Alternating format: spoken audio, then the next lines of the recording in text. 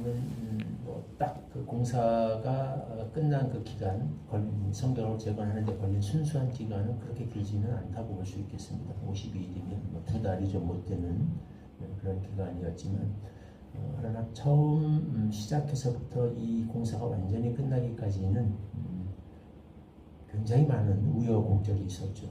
그러니까 사실 아무것도 다른 일이 없고 집중만 하면, 집중해서 그냥 밀어붙이면 52일 만에 끝날 수 있는, 어떻게 보면 공사 자체는 되게 간단한 일이었습니다.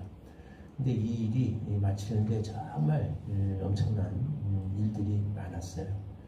거의 불가능 중간에 정말 이 일이 과연 가능할까, 아마 그런 생각이 들었을 겁니다. 그런 순간들이 숱하게 많은 대적들이 나타났고, 그 장애물들이 생겨났고, 또 이 대적들이 얼마나 집요하게 방해를 하는지, 또 얼마나 다양한 방법으로 또 교묘하게 방해를 하는지, 온갖 수단과 방법을 다 동원했죠.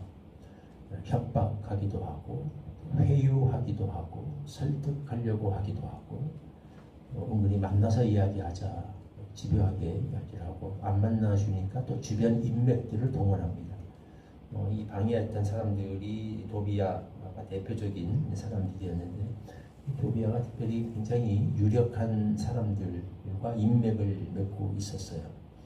그래서 무술람의 딸을 아내로 도비아는 그 스가냐의 사위가 되었고, 도비아의 아들들이 무술람의 딸을 아내로 맞이했다. 우리가 무술람 우리가 성벽 재건 건축 역사에 있어서 굉장히 중요한 헌신을 했던 사람으로 우리가 살펴봤었죠. 자기 맡은 구역뿐만 아니라 다른 사람 구역도 같이 도와주고 굉장히 많은 활동을 했던 사람들입니다. 그런 사람들의 사돈지간을 맺고 있는 사람들이었어요. 그러니까 이 사람의 그 인맥이 느헤미야가 이끌고 있는 이 유대 공동체 안에서 굉장히 큰, 무시할 수 없는 세력이었다는 거죠. 유력 인사들을 통해서 얼마든지 여론도 이끌어갈 수 있었습니다. 그러니까 이 느헤미야가 받았을 압박과 스트레스가 얼마나 컸겠는가라는 것을 알 수 있습니다. 심지어 이 사람은 그 선지자까지도 느헤미야와 굉장히 어떤 친분 관계에 있었던 것으로 보이는 그 선지자까지도 매수할 정도로 되게 돈도 많았고 가까운 사람이었어요.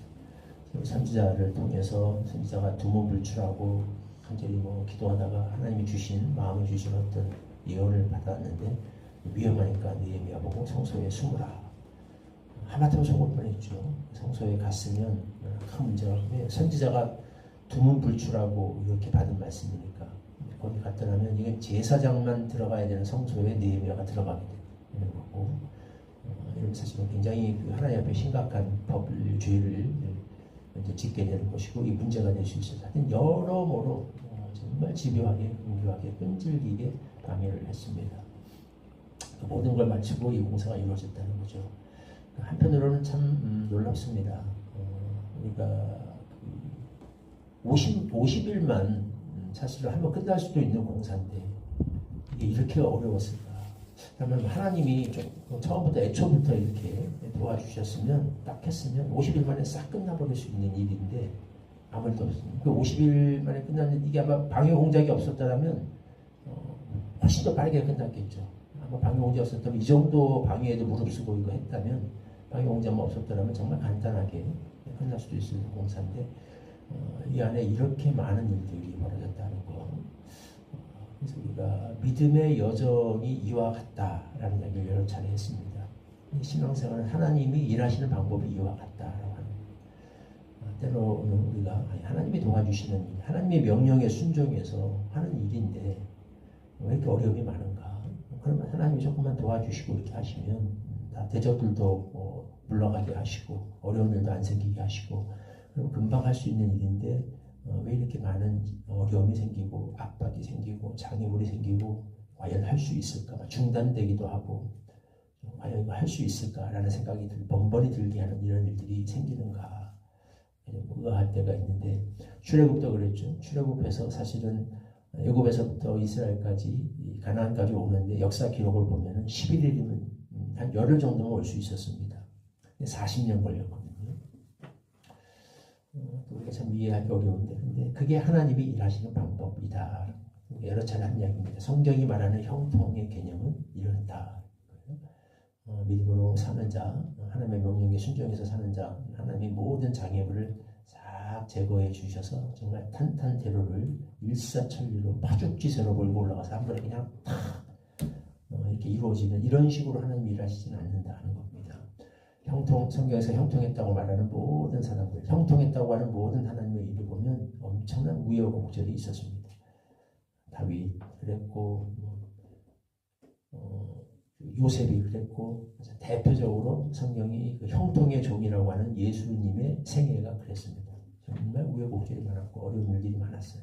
그러나 결국 그 속에서도 결국 끝내 하나님이 함께 하셔서 그 모든 방해 공작에도 불구하고, 그 모든 역경에도 불구하고, 그 모든 장애에도 불구하고 하나님의 뜻과 계획이 이루어지게 하시는 것, 이게 하나님의 일하시는 방법이고, 이것을 성경은 형통이라고 말하고, 성경에서 형통한 삶을 살았다라고 하는 모든 형통의 종들은 다 이런 과정을 겪었다라는 것.